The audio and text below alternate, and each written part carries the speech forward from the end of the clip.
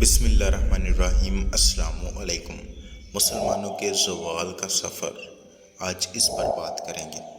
تاریخ کا مطالعہ کیا جائے تو جن ریاستوں نے طاقت کی بنیاد پر کامیابیاں سمیٹیں وہ صرف وقتی تھیں۔ اس کے برعکس جن قوموں نے علم و ہنر کی بنیاد پر ترقیاں کیں انہوں نے ایک طویل عرصے دنیا میں حکمرانی کی۔ تاریخ کے مطابق تاتاریوں نے اگرچہ طاقت کے بل بوتے پر کامیابی سمیٹیں لیکن بہت جلد سمندر کی جاگ کی طرح بیٹھ گئے۔ یورپ میں نشاط الثانیہ کی تحریک چلنے کے بعد جو علمی کامیابیاں یورپ نے سمیٹیں اس کی مثال ہم سب کے سامنے ہے۔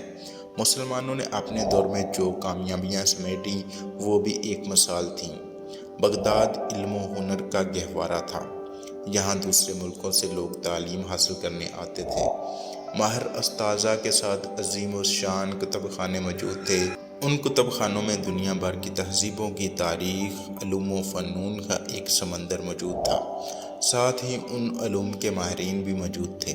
آپ ذرا سوچئے کہ وہ دور کتنا حسین ہوگا۔ کہا یہ جاتا ہے کہ عہد عباسیہ میں ہر علاقے میں ایک کتب خانہ موجود ہوتا تھا۔ ان کتب خانوں میں ایک عظیم کتب خانہ بیت الحکمت بغداد بھی تھا۔ مورخین کے مطابق اس کتب خانے کی بنیاد خلیفہ ہارون الرشید نے ڈالی تھی۔ یہ کتب خانہ دو حصوں میں منقسم تھا۔ ایک کتب خانے کے لیے خاص تھا جبکہ دوسرا غیر عربی زبانوں کے ترجموں کے لیے۔ علامہ شبلی نعمانی رسائل شبلی میں لکھتے ہیں کہ اس عظیم الشان کتب خانے میں عربی زبان کے علاوہ ہندی، فارسی، یونانی، قبطی اور کالڈی زبانوں کی بے شمار کتابیں مہیا کی گئی تھیں۔ ترقی و کامرانی کا راز قرآن مجید۔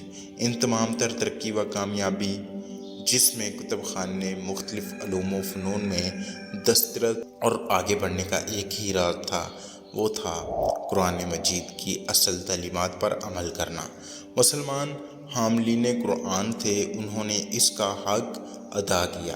قرآن کی تعلیمات میں جو گوہر نیاب تھے وہ سب مسلمانوں نے نکالے۔ کائنات کو مسخر کیا، یعنی قرآن ان کی عملی زندگی میں شامل تھا۔ قرآن نے ہی علم کو فوقیت دی اور انہی کے درجات کو بلند کیا جو علم رکھتے تھے۔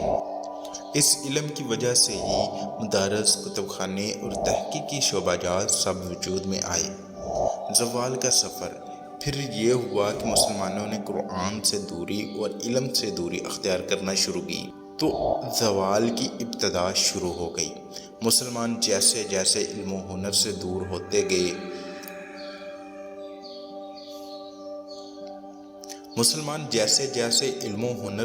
ہوتے گئے زوال ان کے اندر سماتا گیا، یہاں تک کہ آج کی مسلمان دنیا علم و ہنر کے معاملے میں یورپ سے کم از کم 100 سال پیچھے ہو گئی ہے۔ زوال کا یہ سفر ابھی مزید جاری ہے۔ سوال یہ ہے کہ زوال آیا کیوں؟ آئیے چند وجوہات جاننے کی کوشش کرتے ہیں۔ قرآن مجید کی عملی حیثیت کا خاتمہ۔ حیرت ہوتی ہے جو قوم حاملین قرآن ہو وہ کیسے دنیا میں پیچھے رہ سکتی ہے۔ پتہ یہ چلا کہ اس قوم نے حقیقی طور پر قرآن مجید کو چھوڑ دیا، یعنی قرآن سے جو گوہر نیاب نکالے جاتے تھے اب صرف قرآن سمجھے بغیر پڑھ کر صرف ثواب سمجھا جاتا ہے۔ یعنی قرآن نے یہ کہا کہ غور و فکر کرو۔ البقرہ 219 یہ آیت ہے، لیکن ہم نے صرف نظر کیا۔ قرآن نے اس کائنات کو مسخر کرنے کا کہا۔ النحل 12 نمبر آیت، لیکن ہم نے صرف نظر کیا۔ قرآن نے عقل استعمال کرنے کا کہا۔ سورۃ یوسف 2 نمبر آیت، لیکن ہم نے صرف نظر کیا۔ قرآن نے زمین و آسمان کی گردش، دن اور رات کا آنا جانا بتا کر کہا کہ یہ نشانیاں اہل عقل کے لیے ہیں۔ آل عمران 190 آیت، لیکن ہم نے صرف نظر کیا۔ جب ایک ہدایت کو صرف نظر کرتے گئے، درگزر کرتے گئے تو پھر کس بات کی امید لگائی جائے؟ یعنی ہم نے قرآن کو صرف اس لیے محفوظ کیا تھا اور کیا ہوا ہے کہ اتنی مرتبہ پڑھنے سے اتنا ثواب ملتا ہے، مردے کی بخشش کے لیے قرآن پڑھا جائے وغیرہ وغیرہ۔ مسلمانوں نے قرآن کی اصل سے کیا حاصل کیا؟ قرآن کی اصل کو مسلمان سمجھے ہی نہیں۔ کیا ہم مسلمان اقتدار حاصل کرنے کے لیے ہی سارا زور لگاتے ہیں؟ اقتدار کا نشہ تمام چیزوں سے اوپر ہوتا ہے۔ مسلمانوں نے اسی اقتدار کی خاطر اپنے سب کچھ قربان کر دیے۔ اموریوں کو عباسیوں نے، عباسیوں کو ترکیوں نے، ترکیوں کو ان کے اپنے کرتوتوں نے زیر کیا۔ ہندوستان میں مغلوں کی آپس میں اقتدار کے لیے لڑائیوں نے مغل دور کا خاتمہ کر دیا۔ گوروں نے یہاں ٹھاٹھ سے حکومت کی۔ ان تمام حالات میں بھی مسلمانوں نے سبق نہیں سیکھا، یعنی تعلیم کے میدان میں سب سے پیچھے رہے۔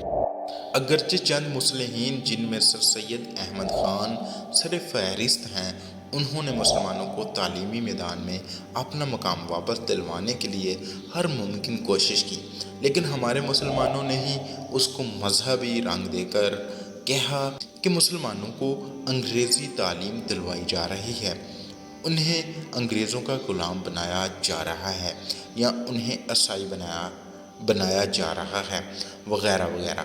عصر حاضر میں بھی مسلمانوں نے اپنی غلطیوں سے سبق نہیں سیکھا۔ جو سلسلہ بغداد کی تباہی سے شروع ہوا ابھی تک تھما نہیں۔ آج بھی علم و ہنر میں مسلمان غیروں سے پیچھے نہیں بلکہ بہت پیچھے ہیں۔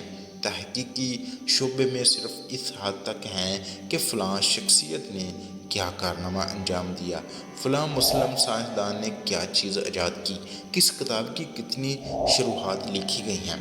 جامعات میں اگرچہ مقالات الجہاد دیکھے جائیں تو ان میں کوئی ایسا خاص کام نظر نہیں آئے گا سوائے چند ایک کے۔